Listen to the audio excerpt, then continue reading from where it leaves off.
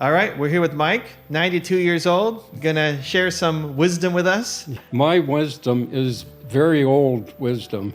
The young people, they don't want to listen to me. That's honestly the whole point of this series. I Yeah. think culturally, we used to respect our elders a lot more. Yes. And if it was like 200 years ago, that would be your biggest source of learning is your elders. It seems to have not been as valuable or relevant in culture recently.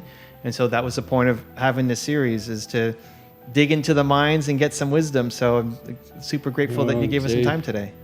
Do you have any regrets that you've learned a valuable lesson from? When we used to make decisions, my wife and I, it was the right thing at that time. So how can I say now, in 2024, thinking back, and put that decision in 2024 thinking? Impossible. I don't have regrets, because what we did, it was the right thing at that time. You have regrets, what can you do about it? It's not going to make anything better, make things work. You just sit there and worry about your regrets. How many young people would pay their bills before they buy their food? I had a wife and 3 children, and yes, we paid our bills before we bought our food. Well, I don't think we had plastic cards in those days, but we had cash. And if the cash wasn't in our pockets, we couldn't spend anything. We couldn't buy anything, could we? Anyway, that's the way it was in the 60s. That was a long time ago. That's great. Can't tell young people now, don't use your credit card. Goodness gracious.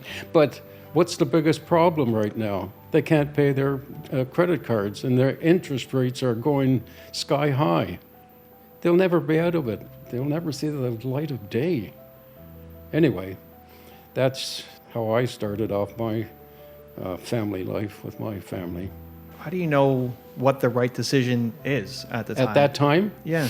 Well, the decisions were, shall we do this or shall we do that? You're very limited because you're just trying to make an existence.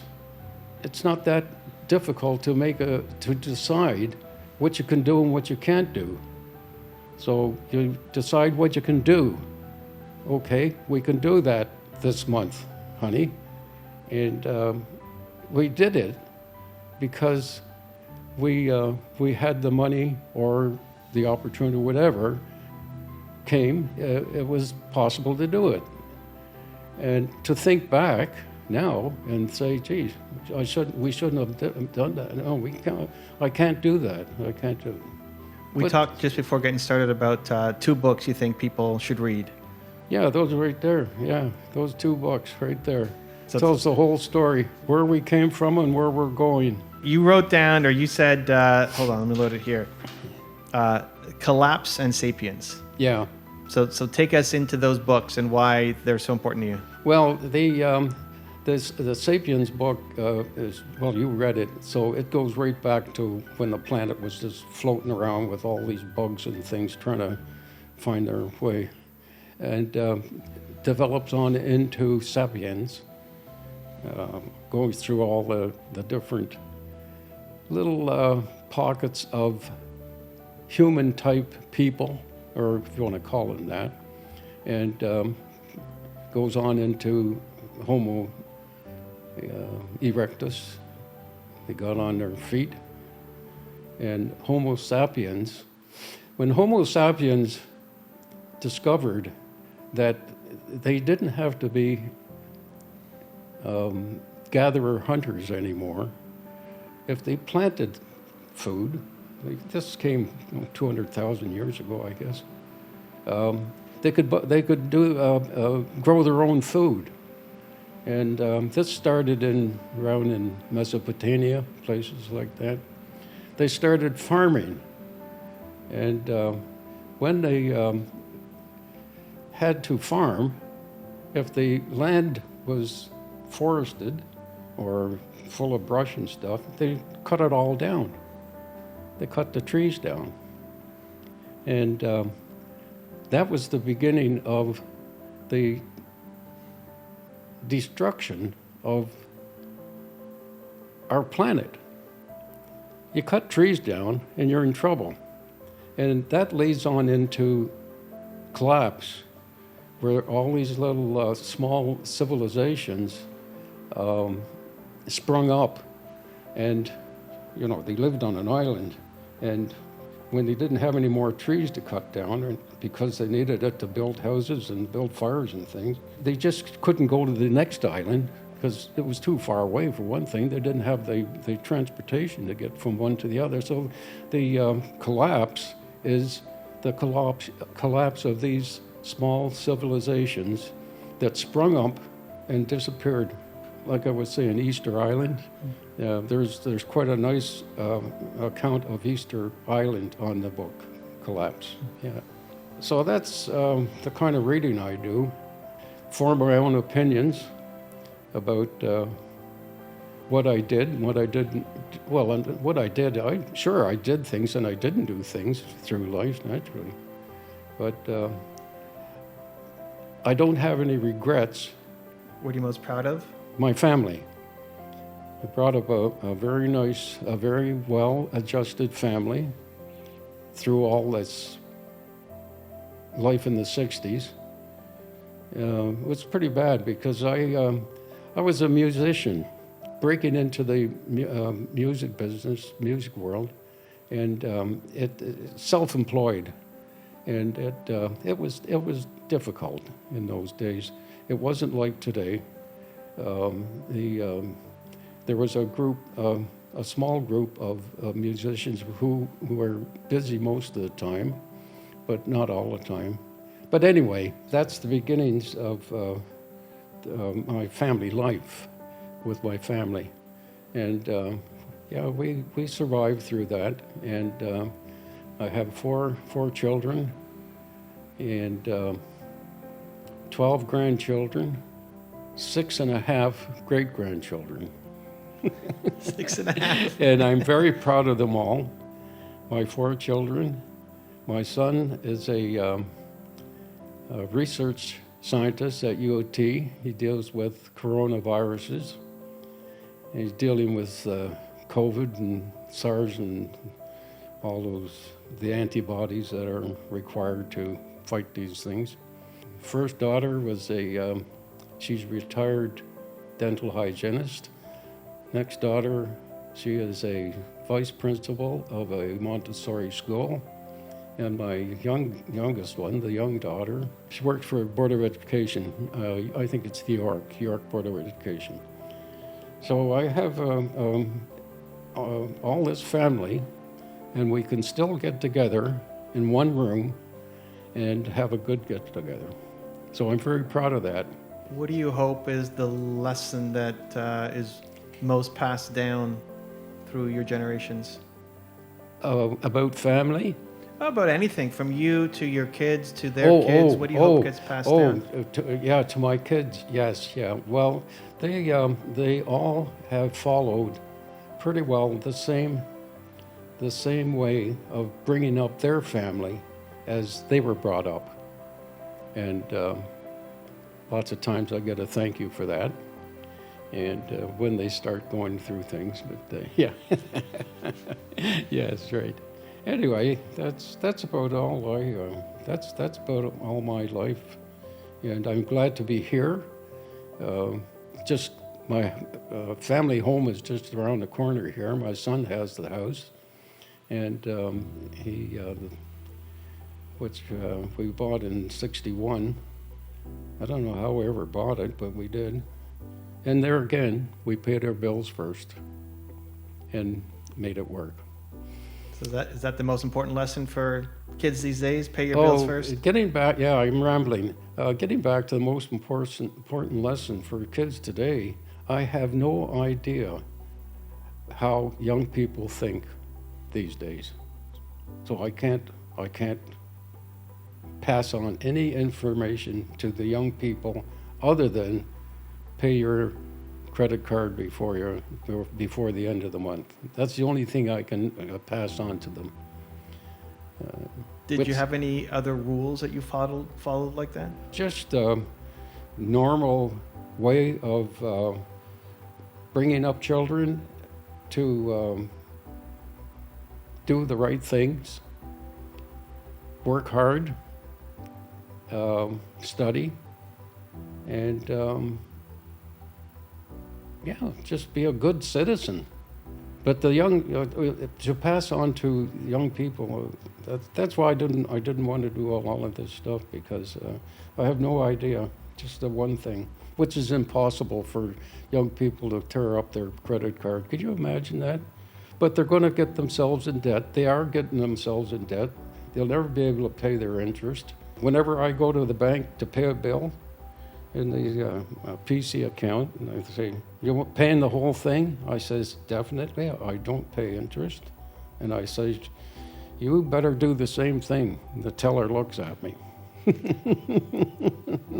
I says, "You don't pay interest." "Oh, I'm very careful with that." Yeah. How do you think that happened?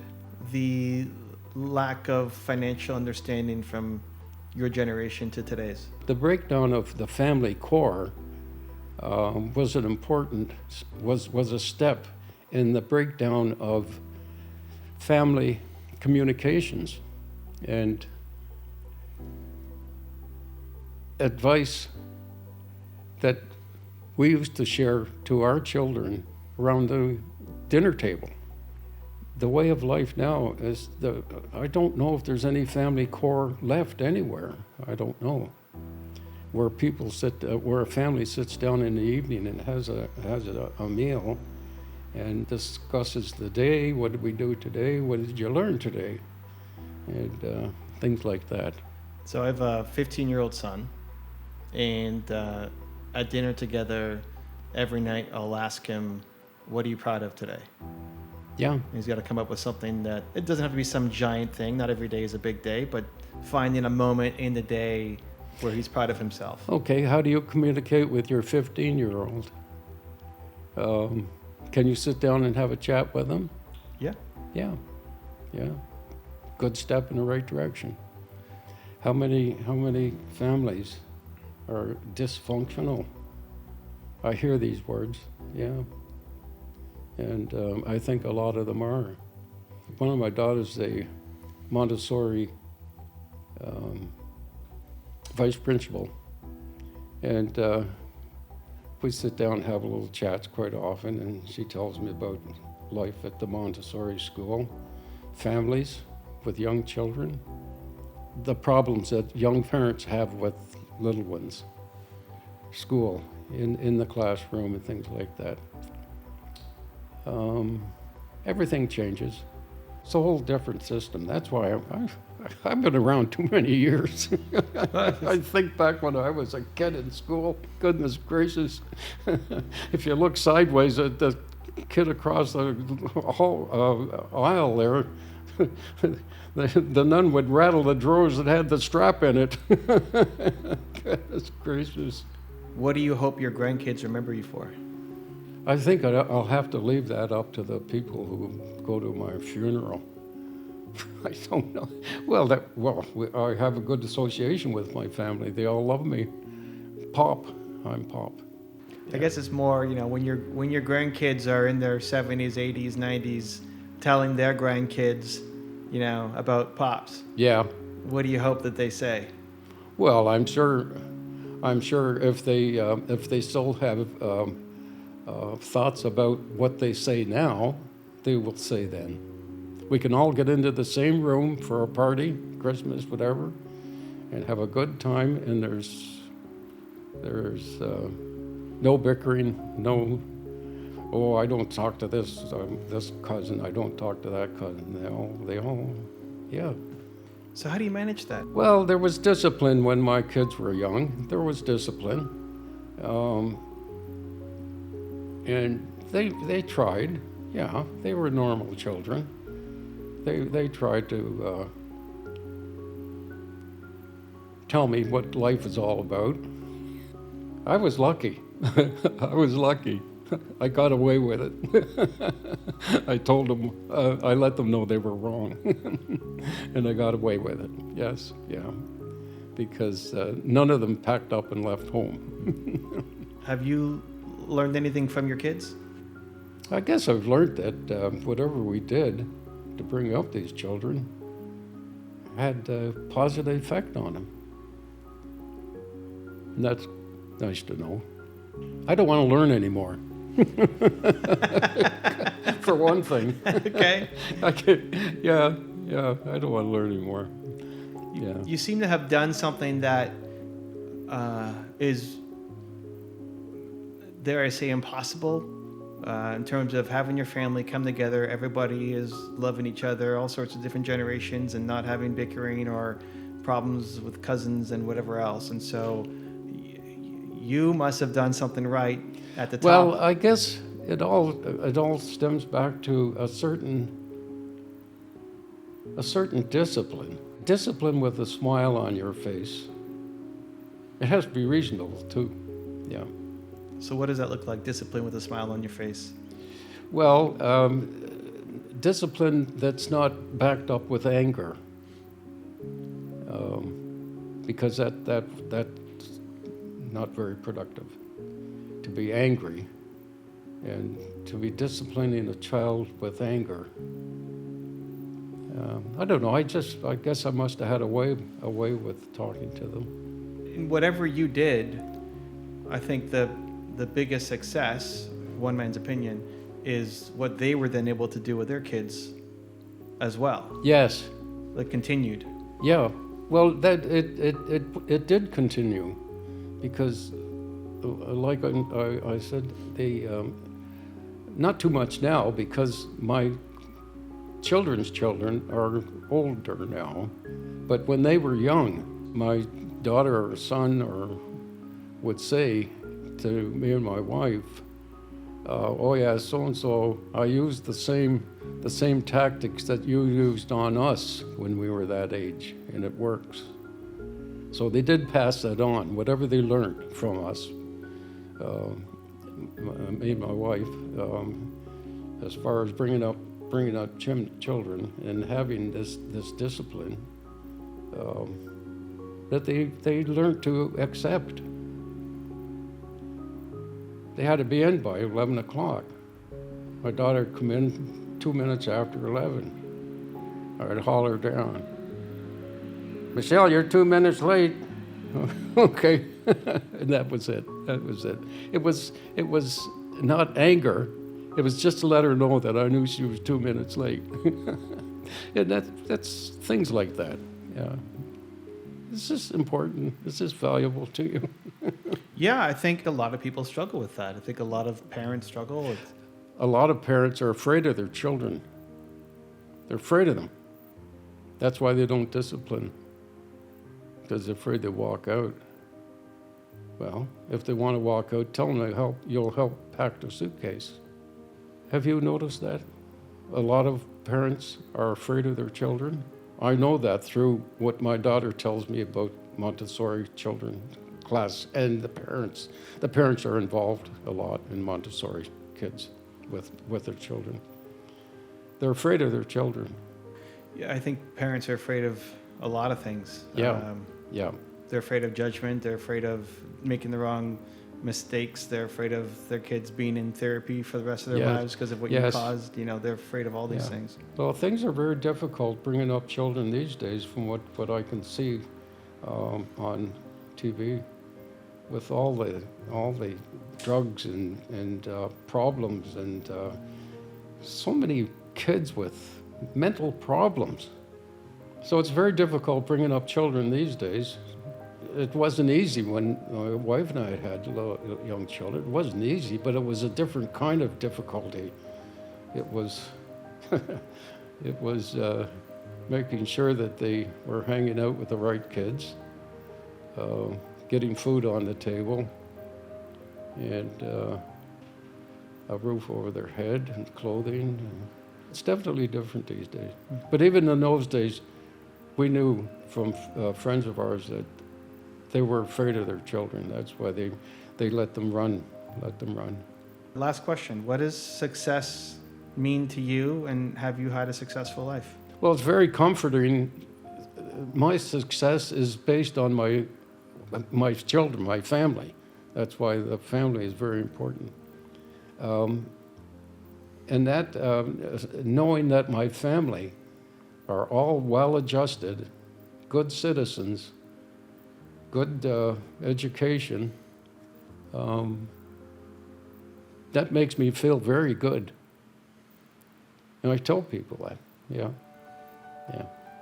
Awesome. I feel very good in my retirement at 92, living here, which is only a block away from where I brought the children up in 1961 and bought the house down there. And yeah, I feel very good about it. But if I didn't do the discipline when it came to financing, my wife was very good at it. I didn't know very much, but when she died, I had to go to the bank. I didn't even know what to do. Anyway, that's another story. Financially, I wouldn't be here if I didn't have the life I lived in those days. Yeah. I couldn't afford to live here. Awesome. Thank you for sharing your story, Mike. Appreciate you being here. To see another amazing interview in our Elder series and get more life advice and wisdom, check the video right there next to me. I think you'll love it. Continue to believe, and I'll see you there. We have Lewis here with us, 91 years young, and he's going to share some life advice with us. Are you ready to go, Lewis? I'm ready. First question I got for you is,